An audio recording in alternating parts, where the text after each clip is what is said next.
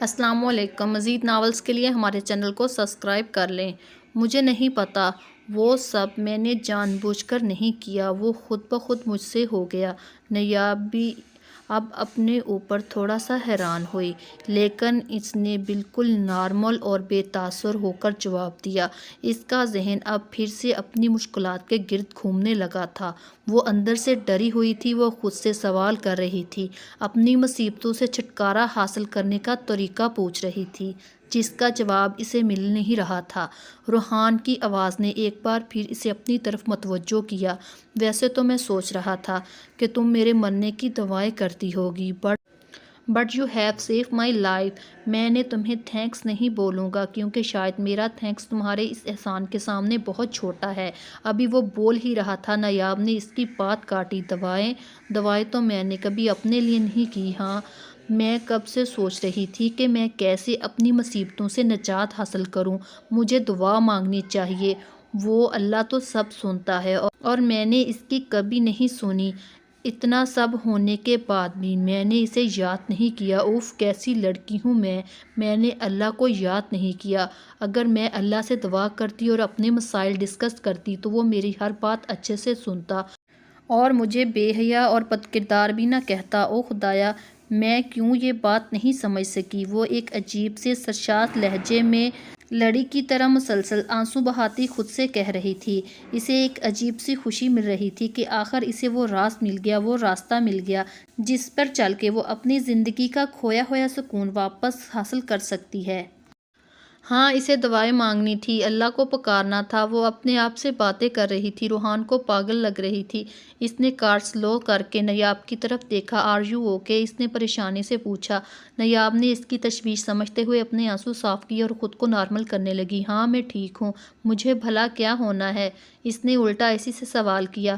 روحان کو اس کی دماغی حالت پر شک ہوا، پر وہ کچھ نہیں بولا۔ وہ لوگ گھر پہنچ چکے تھے۔ روحان بھی اپنے گھر جانے کی بجائے اسے چھوڑنے اس کے ساتھ اس کے گھر آیا۔ اس کی موم وہی صوفے پر اپنا سر پکڑے بیٹھی تھی۔ ڈیڈ بھی ان کے ساتھ لاؤنج میں موجود تھے۔ نیاب کو لاؤنج کے دروازے سے داخل ہوتا دیکھ کر ان کا غصہ ابلنے لگا۔ وہ اپنی جگہ سے اٹھیں اور نیاب کو زوردار تھپڑ رسید کرنے کے لیے اپنا ہاتھ اٹھایا، اور ان کا ہاتھ ہوا میں ہی رہ گیا۔ روحان نے پھر سے ان کا یہ بڑھا ہوا ہاتھ نیاب کے چہرے سے پہنچنے سے پہلے ہی روک لیا۔ یہ آپ کیا کر رہی ہیں؟ کوئی بات کیے بنا فضول میں ہاتھ اٹھا رہی ہیں؟ روحان نے بہت افسوس سے اپنی ممانعت کی طرف دیکھ کر کہا۔ نیاب کو اس بات کوئی حیرت نہیں ہوئی، اسے اندر ہی اندر یہ یقین تھا کہ وہ اسے مزید ذلیل نہیں ہونے دے گا۔ نہ جانے کیوں اس پر اعتبار کرنے لگی تھی۔ روحان کے روکنے پر نیاب کی موم کا غصہ ایک دم اور بڑھ گیا۔ روحان، یہ وہی ہے جس نے تمہیں تمہارے خاندان کے سامنے ذلیل کیا، اور تم کیوں اس کی اتنی طرفداری کر رہے ہو؟ کہ کہیں تم دونوں ہی آپس میں تو نہیں ملے ہوئے؟ موم نے اپنی ایک آنکھ کی آئی برو چکاتے ہوئے انتہائی ذلیل انداز میں طنز کیا۔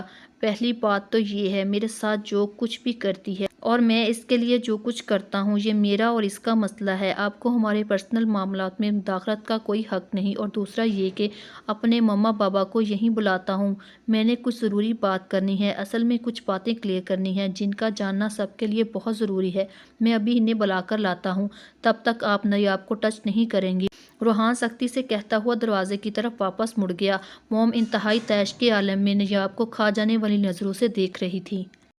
نیاب اب بہت گھبرا رہی تھی اور دل میں بار بار حسبی اللہ، میرے لیے اللہ ہی کافی ہے پکار رہی تھی۔ پتہ نہیں کہاں سے یہ لفظ اس کے ذہن میں آ گیا تھا، اور وہ بار بار اپنی بے ربط سانسوں، تیزی سے دھڑکتے دل کو انہی الفاظوں سے سہارا دے رہی تھی۔ اس نے اپنی پوری زندگی میں کبھی یہ لفظ اپنی زبان سے ادا نہیں کیا تھا، شاید اس نے یہ لفظ کہیں سے سنے تھے، پھر بھی اسی لمحے اس کی لاشعوری قوتیں اسے بار بار انہی لفظ پکارنے پر مجبور کر رہی تھی۔ اور جب انسان یہ یقین کر لیتا ہے اس کے لیے اللہ کافی ہے، تو نہ ہی کسی کا خوف رہتا ہے اور نہ ہی کسی کے سہارے کی ضرورت باقی رہتی ہے۔ تھوڑی دیر میں روحان اپنی مما کے ساتھ دوبارہ وہاں موجود تھا۔ اس کے بابا بھی، روحان کے بابا بھی۔ ان دونوں ماں بیٹے کے آنے کے 5 منٹ بعد آئے۔ ان کا موڈ بھی بہت سنجیدہ اور سخت تھا۔ نیاب کی موم ابھی بھی تلملائی ہوئی تھی۔ جبکہ اس کے ڈیڈ خاموشی سے سارا تماشا دیکھ رہے تھے۔ ان کی دراصل عادت تھی، وہ مکمل معاملہ جانے بغیر ریئیکٹ نہیں کرتے تھے، اس لیے نیاب اب تک ان کے قہر سے بچی ہوئی تھی۔ سب کے سب لوگ اب روحان کا منہ تک رہے تھے اور اس کی بات شروع کرنے کا انتظار کر رہے تھے۔ اب بکو بھی جو کہنے کے لیے سب کو اکٹھا کیا ہے۔ نیاب کی موم نے بہت ہی بےہودہ لہجے میں روحان کو مخاطب کیا۔ وہ سخت غصے سے بھری بیٹھی تھی۔ نیاب، روحان نے ایک سخت نگاہ نیاب کی موم پر ڈالتے ہوئے نیاب کو مخاطب کیا۔ جی، نیاب نے سہم کر جواب دیا۔ بتاؤ ان سب کو اس الزام کے متعلق جو تم نے مجھ پر لگایا تھا۔ اس نے تلخی سے اسے آرڈر دیا۔ نیاب جو یہ سمجھ رہی تھی شاید وہ اس کی موم کی غلط فہمی کے لیے کوئی بات کرے گا، اسے دور کرنے کی کوشش کرے گا، اپنا اور اس کا نکات کلیئر کرے گا۔ اسے روحان کی بات سن کر دھچکا لگا، یعنی وہ شخص صرف اور صرف اپنے متعلق سوچ رہا ہے، اس کے لیے صرف اس کی اپنی ذات معنی رکھتی ہے۔ وہ اس سے امید لگائے بیٹھی تھی شاید اس کے حق میں کوئی بات کرے گا، مگر اس کے لیے اہمیت تھی تو فقط اپنی ذات کی۔ نیاب اچھی خاصی بدگمان ہو گئی تھی۔ آج نہیں تو کل سب کو سچ پتہ چلنا تھا، تو ابھی کیوں نہیں؟ غلطی کی ہے تو بھگتنا بھی ہوگا۔ نیاب کا ضمیر اس کے ذہن پر ایسی سوچیں مسلط کر رہا تھا، اب بھلا وہ کیا کر سکتی تھی؟ اس نے ہتھیار ڈالتے ہوئے تمام معاملہ سب کے گوشے گزار کرنے کا فیصلہ کیا اور اپنے اندر بہت ساری ہمت حوصلہ جمع کرتے ہوئے اپنا تمام کیا دھرا سب کو بتانے لگی۔ جبکہ نیاب کی پھپھو یعنی روحان کی ماما بھری ہوئی نیاب کی طرف دوڑی اور زور سے اسے گریبان سے کھینچ کر اپنے سامنے کھڑا کیا۔ میرا ہی بیٹا ملا تھا تمہیں الزام لگانے کے لیے، بغیرت لڑکی، شرم نہیں آئی تمہیں؟ اتنا غلیظ الزام لگاتے ہوئے ہاں بولو، روحان کی ماما بری طرح چلا رہی تھی۔ کوئی انہیں چپ کروانے اور روکنے کے لیے آگے نہیں بڑھا سوائے روحان کے۔ روحان بھی عجیب تھا، خود ہی اس پر اٹھنے والے طوفان کی وجہ بنتا تھا اور خود ہی اپنے لائے ہوئے طوفان کو قابو کرنے کے لیے آگے بڑھتا۔ روحان اپنی ماما کا ہاتھ چھڑانے کی کوشش کر رہا تھا جس سے انہوں نے نیاب کا گریبان پکڑا ہوا تھا۔ نیاب کو روحان کے اس دوغلے پن پر بہت غصہ آیا۔ کیا مسئلہ ہے آپ کے ساتھ؟ کیوں ڈبل گیم کھیل رہے ہیں؟ کیوں روک رہے ہیں پھپھو کو؟ مارنے دیں انہیں مجھے، آپ یہی سب تو چاہتے ہیں، پھر کیوں انہیں روک رہے ہیں؟ نیاب اپنی پوری قوت سے چیخ رہی تھی، ایک دم اس کے شدید ری ایکشن سے خوفزدہ ہوتے ہوئے۔ اس کی پھپھو اس سے دور ہٹ گئی۔ نیاب ان کی طرف آئی اور ان کے دونوں ہاتھ جکڑ کر اپنے گریبان تک لائی۔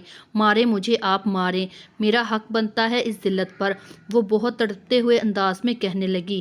نیاب کی موم ایک دفعہ پھر اس کی طرف آئی اور اس کا گلا دبوچ لیا۔ صحیح کہہ رہی ہو تم، تمہاری جیسی اولاد کو تو بندہ زندہ ہی دفن کر دے۔ روحان کو اب معاملے کی سنگینی کا احساس ہو رہا تھا۔ اس دفعہ اس کی موم سے اسے چھڑانے میں بہت مشکل ہوئی کیونکہ انہوں نے سختی سے اس کا گلا دبوچا ہوا تھا۔ روحان نے ایک جھٹکے سے اپنی ساس صاحبہ کو اپنی بیوی سے دور کیا اور اسے اپنے سینے سے لگایا۔ خبردار، جو اب کسی نے اسے ہاتھ لگایا، بیوی ہے میری یہ، اور میں اس کو اس کے کیے کی سزا اس سے جرم سے بڑھ کر دے چکا ہوں، اب اس کے ساتھ کوئی زیادتی برداشت نہیں کروں گا۔ روحان کو آخر اس پر ترس آ ہی گیا، اس لیے اس نے سب کو سچ بتا دیا۔ شاید وہ تھک چکا تھا اس لڑکی کو تکلیف دیتے دیتے جس میں اس کی سانسیں بستی تھی۔ وہاں سب کے سروں پر ایک بم پھوٹا، بیوی، یہ کب تمہاری بیوی ہو گئی؟ روحان کی ماما کو شدید حیرت کا جھٹکا لگا۔ ہاں، یہ میری بیوی ہے، میرے نکاح میں ہے، اور یہ سب سن لے کہ یہ نکاح میں نے زبردستی کیا ہے، اس میں نیاب کی کوئی مرضی نہیں تھی۔ اب جس کو کوئی بات کرنی ہے وہ مجھ سے کرے، نیاب کو تنگ کرنے کی کوئی ضرورت نہیں آپ سب کو۔ روحان نے سختی سے سب کو خبردار کیا، اگر میری بات سب کو ہضم ہو جائے تو مجھے بتا دیجیے گا، میں پورے استحقاق کے ساتھ اسے رخصت کروا کر لے جاؤں گا اور تب تک یہ یہیں رہے گی۔ اس نے ایک اور فرمان جاری کیا۔ نیاب اب روحان کے بالکل ساتھ زمین پر اپنی نظریں گاڑے کھڑی تھی، اب تک مسلسل اپنے ہونٹوں کاٹتے آنسو روکنے کی ناکام کوشش کرتی روئے جا رہی تھی۔ وہ بالکل روحان سے اپنے لیے کسی بھی قسم کی سپورٹ کی امید کھو چکی تھی۔ اب اس کے اس الفاظ سے بہت سہارا ملا تھا، یہ تم لوگوں نے آپس میں کوئی کھچڑی بنائی ہے، اگر تم دونوں نے شادی کرنی تھی تو ہمیں بتا دے، ہم لوگوں نے کیا منع کرنا تھا؟ نیاب کے ڈیڈ نے کہا، ماموں کوئی ڈرامہ نہیں ہے یہ، بلکہ حقیقت ہے یہ، دراصل ہمارے ساتھ جو کچھ ہوا یہ ہمارا نصیب تھا۔ میں چاہتا تو یہ سب آپ لوگوں کو بنا بتائے ایک نارمل زندگی شروع کر دیتا۔ مجھے اب نایاب سے کوئی گلہ نہیں ہے، لیکن میں بس آپ لوگوں کے اعتبار کا لیول جاننا چاہتا تھا۔ ایک میرے بابا اور آپی ہیں، انہوں نے کسی تیسرے کی باتوں میں آ کر مجھ پر یقین نہیں کیا، اور دوسری آنٹی جنہوں نے اپنی بیٹی کے کردار پر شک کیا۔ کیسے والدین ہیں آپ لوگ، اپنی تربیت پر بھروسہ نہیں، بھروسہ ہوگا بھی کیسے؟ آپ لوگوں نے ہماری تربیت کی ہوتی تو بھروسہ ہوتا۔ جب آپ لوگوں کا کام تھا ہمیں اچھے برے کی تمیز سکھائیں، تب ہر وقت کی سوشل گیدرنگ میں آپ لوگوں نے اپنے بچوں کی تربیت کو اگنور کیا، اور آج ہم پر بے حیائی بد کرداری کے الزام لگا رہے ہیں۔ روحان نے بڑی ڈٹھائی سے سب بڑوں کو آئینہ دکھایا اور ان کی کوتاہیوں کی ان پر خوب نشاندہی کی، اور بہت بہت شکر ہے اللہ کا آپ لوگوں نے ہماری تربیت خود نہیں کی، ورنہ ہم سچ مچ میں وہی ہوتے جس کا آپ لوگ ہمیں مجرم ٹھہرا رہے ہیں۔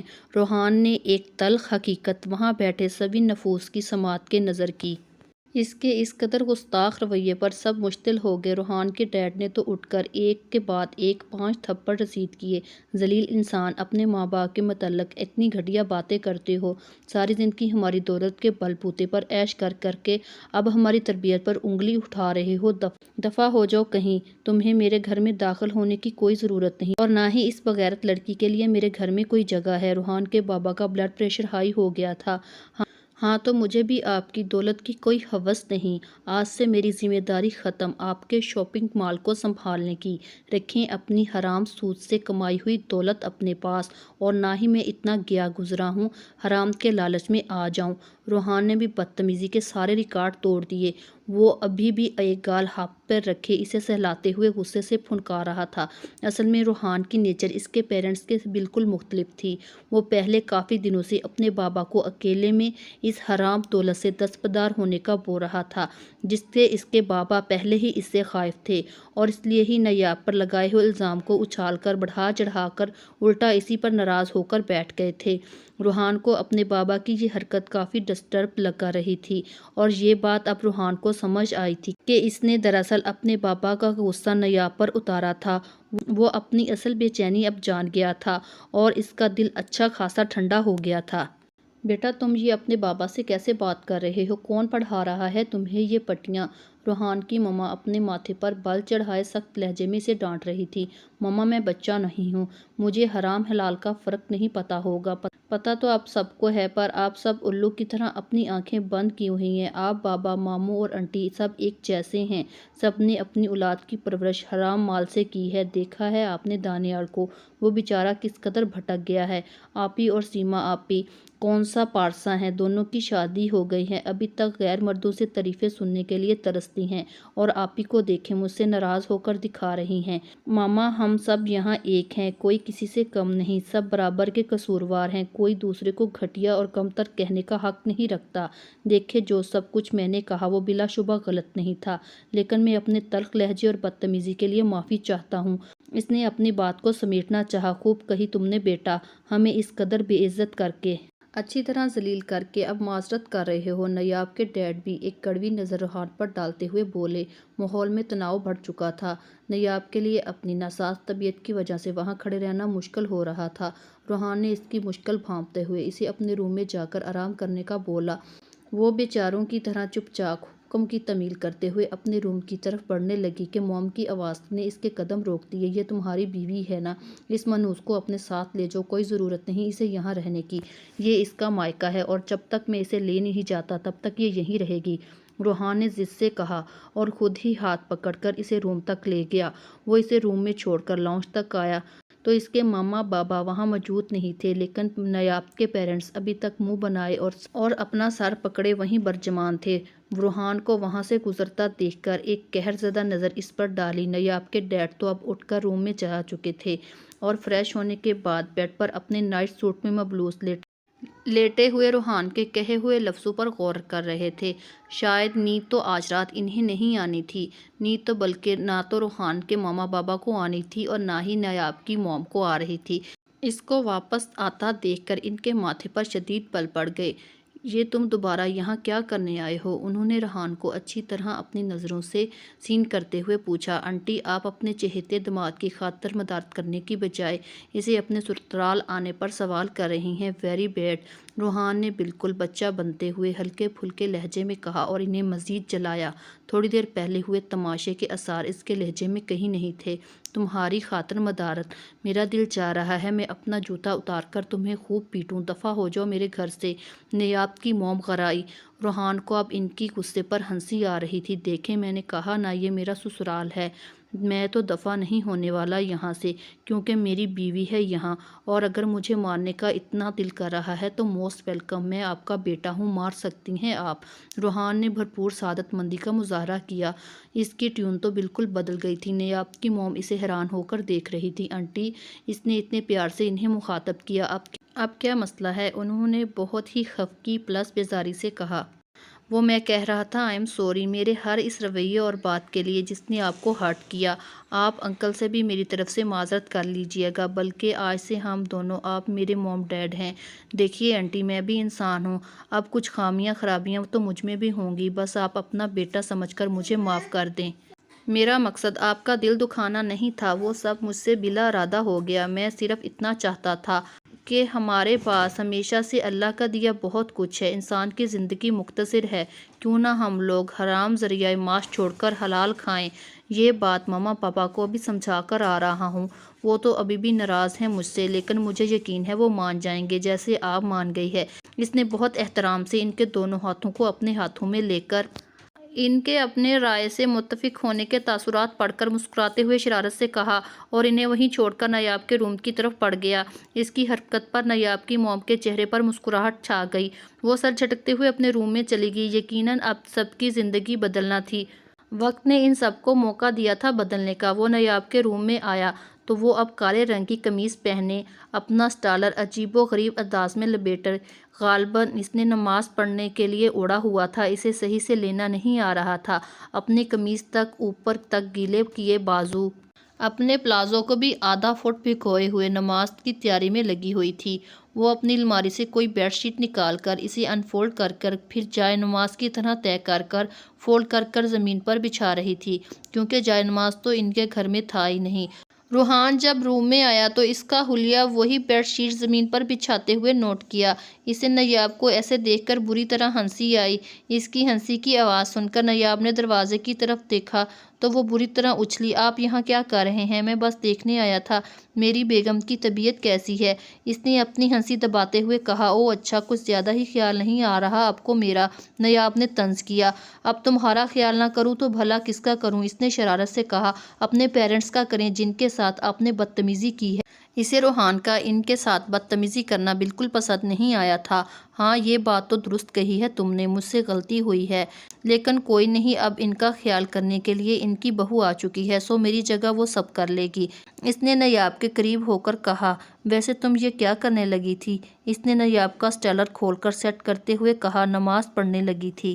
تمہیں آتی ہے نماز پڑھنا؟ مجھے طریقہ یاد ہے، لیکن نماز میں پڑھی جانے والی چیزیں نہیں۔ آج تو بس مجھے جو یاد ہوگا وہ پڑھوں گی، لیکن میں آئندہ اسے صحیح طرح سیکھ کر پڑھا کروں گی، وہ بہت معصومیت سے بتا رہی تھی۔ اچھا یہ بتاؤ حماد کا کیا کرنا ہے؟ ریحان نے سنجیدگی سے پوچھا۔ نیاب نے اس کا ایک ہاتھ اپنے دونوں ہاتھوں میں پکڑا، اپنا سر جھکاتے اس قصے کو بھولنے کی درخواست کی۔ ریحان، میں نہیں چاہتی اب مزید اس طرح کے جھگڑوں میں پڑوں، میں انتقام لینا نہیں چاہتی، میں اپنا معاملہ اللہ پر چھوڑ چکی ہوں، آپ بھی بھول جائیں، مجھے اب پتہ چلا ہے گناہوں کا بوجھ کتنا بھاری اور تکلیف دہ ہوتا ہے۔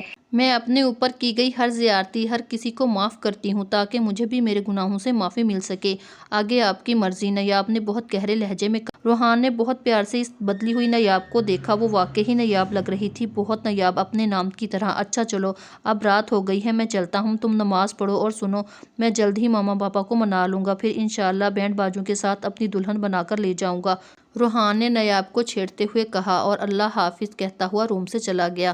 نیاب نماز پڑھ کر بڑی مگن ہو کر اپنے ہاتھ دعا کے لیے اٹھائے، آنکھیں بند کر کر اپنی زندگی کے آسان ہونے اور اس سے منسلک ہر شخص کی بھلائی اور عافیت کے لیے دعائیں مانگ رہی تھی اور ساتھ ہی اللہ کا بہت شکر ادا کر رہی تھی۔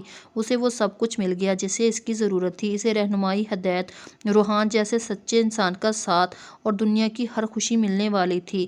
اسے خود کو اللہ سے جوڑنے کا راستہ مل گیا تھا۔ وہ بہت خوش نصیب تھی۔ تھوڑی سی مشکل کے عوض اس نے بہت کچھ پا لیا تھا۔ مزید ناولز کے لیے ہمارے چینل کو سبسکرائب کر لیں۔ اگر ویڈیو پسند آئی ہو تو ویڈیو کو لائک اور شیئر کریں، چینل کو سبسکرائب کریں۔ شکریہ۔